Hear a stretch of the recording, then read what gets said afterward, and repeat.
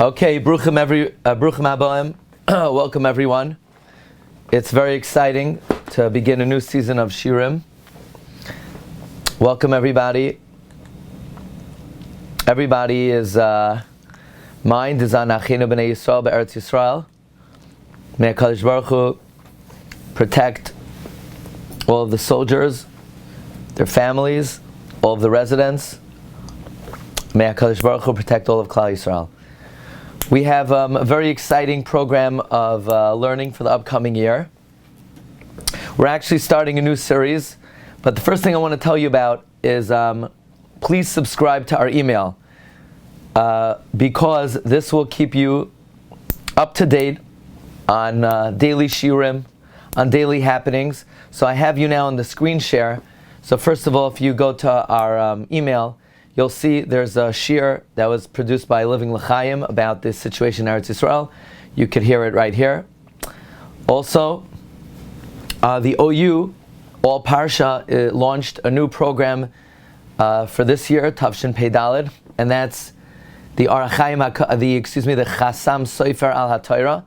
So every week, I'll be delivering a shiur for the All Parsha app for the OU, the Chasam Sofer on the Torah.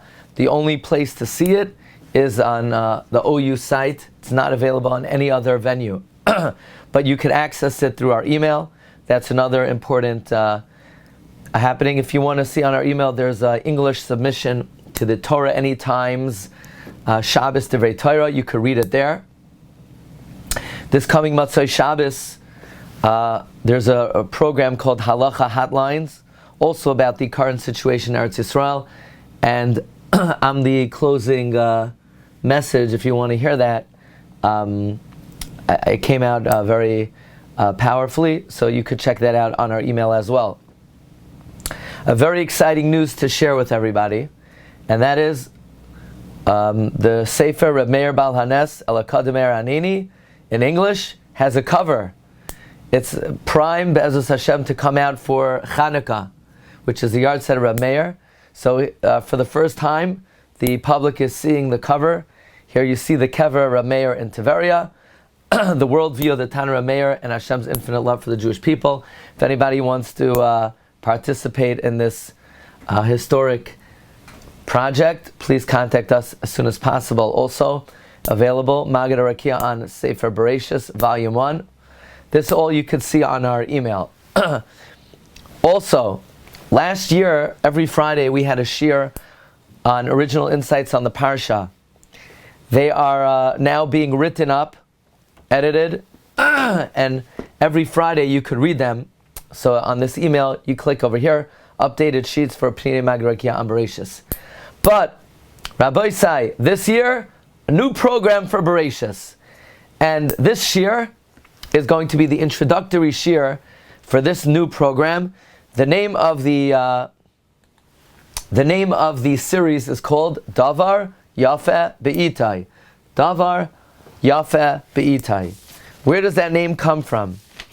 Well, there's a pasuk in Koheles, Es HaKoil Asa Yafeh Be'itai. God does everything appropriate in its right time. And this series is something I've been thinking about for a little bit, and I decided it's a very courageous program because it might be easy for Bereshis. I'm not sure how far we could carry it, but the Rebbeinu Shalom could carry us anywhere, so let's give it a shot, and we should all have Siyata D'Shmaya. The premise of this series is connecting the Parsha of the week with the time of the year. Now, it's something we may hear about a lot, but at first glance, if you think about it, one may ask, why would the Parsha of the week be connected to the time of the year? Firstly, back in the day, there was a 3-year cycle. So, any one of 3 Parshios could be read at any time of the year. So, it wasn't even always that the Parshas were a yearly cycle. Furthermore, if you look in the Gemara in the end of Megillah, the Gemara says that Ezra made a takana, and in the honor of the new year of Shiurim, I'm going to place my audio on a higher platform because I have gotten a lot of comments that when I bang, they can't hear the audio at that time. So the new series, we're going to have better quality audio.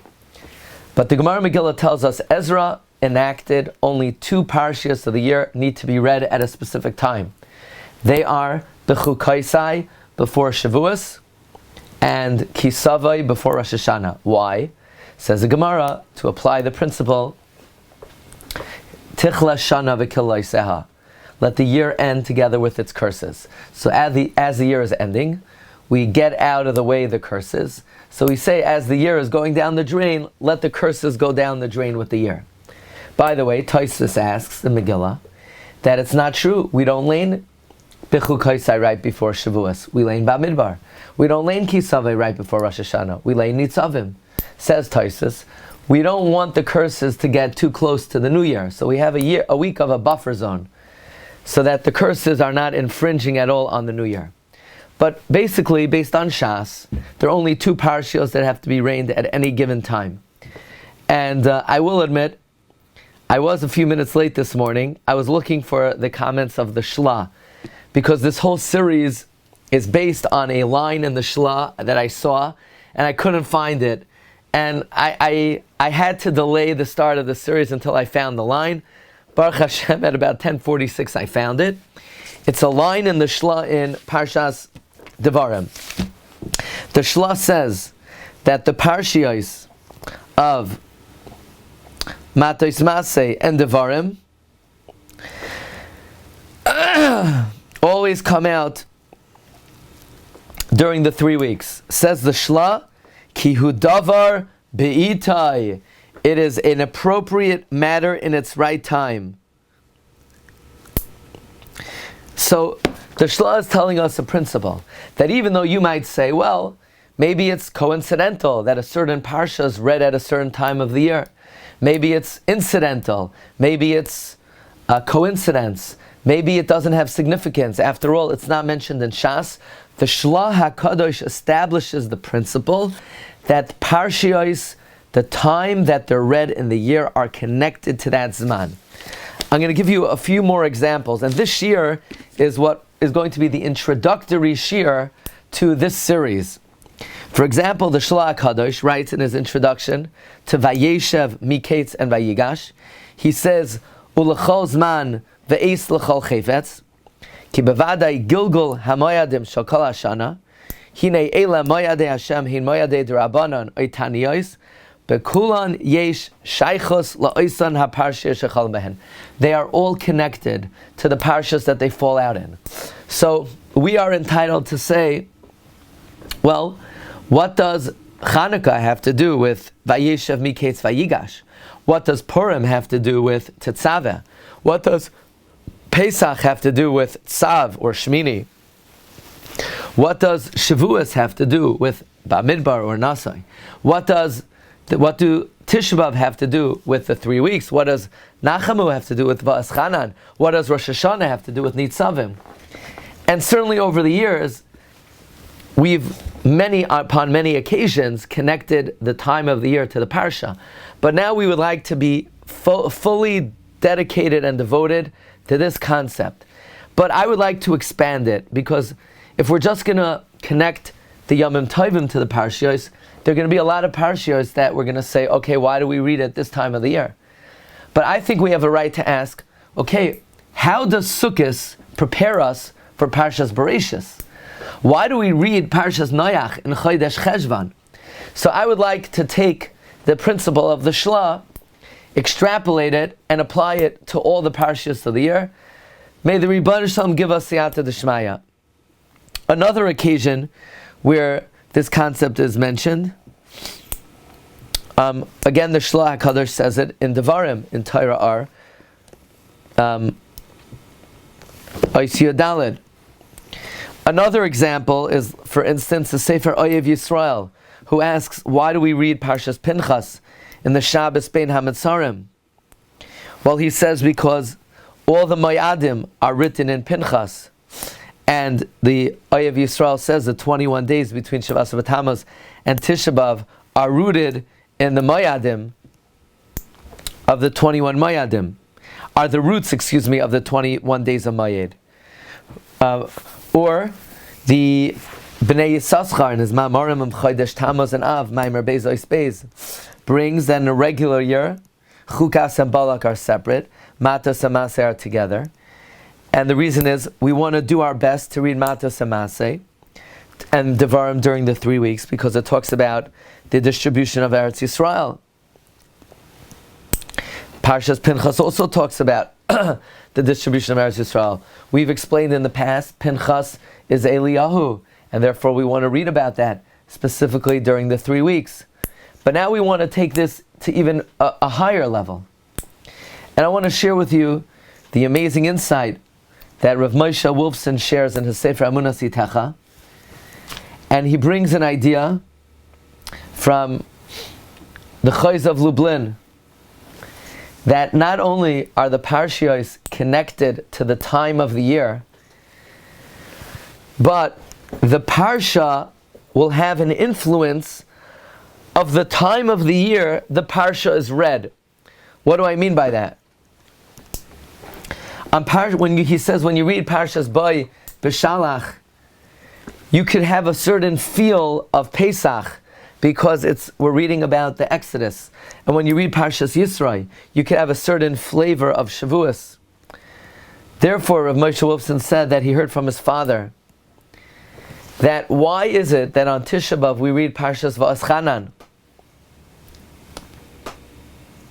He says because if we would read, let's say, the Toichacha of Bechukaisai or Kisavai, then every time we read Bechukaisai or Kisavai, it would give an influence of Tisha B'Av.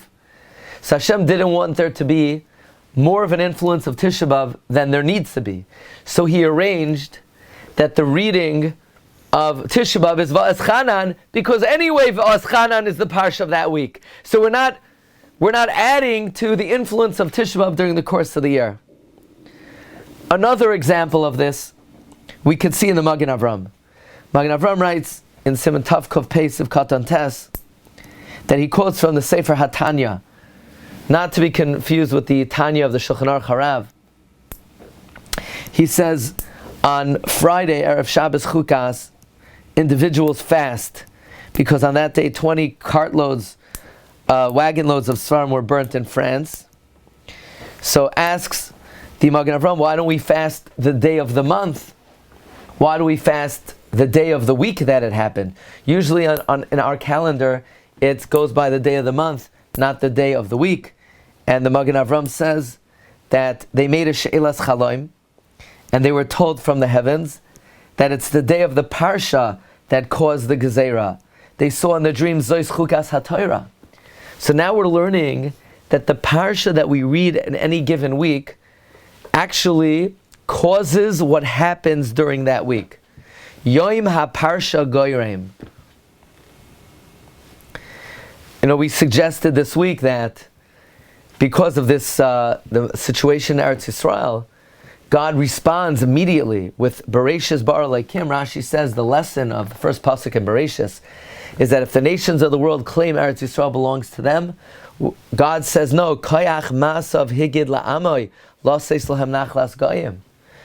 God created the world. He gave the land to whoever He wants, and He takes it away from them at will. So this is the general principle of this new series called Davar, Yafeh, Be'itai, connecting the Parshios of the week to the time of the year. So with this introduction, we're ready to begin, and we're going to try to connect Parshas Bereshis to this time of the year. Here we go.